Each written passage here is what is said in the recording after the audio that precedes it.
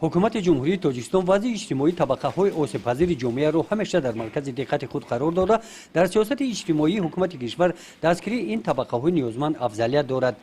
در دوره همین تدبیر اندیشی‌ها در ناحیه واسه با 41 نفر یتیمان کل کمک‌های یک وقته رسانیده شده. این کودکان با لباس‌های گرم تامین کرده شدند. از آن شکرانه می‌کنم که زاده دوران استقلال هستم.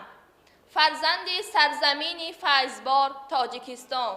من میانه‌داری بی‌پایان خود را به اساسگذار صلح و وحدت پیشوای ملت محترم جناب عالی بیان می‌سازم.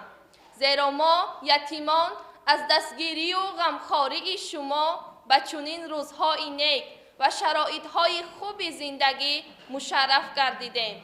ما وعده می‌دهیم که با بهای خوب و اعلا تحصیل کرده فردا صاحب کسب شده تلاش میکنیم که به خلق و وطن تاجیکستان عزیز خود خدمت صادقانه نماییم. همین گونه کمک‌ها به کودکان امکاناتشان محدود و عائله‌های نیازمند رسانیده شدند.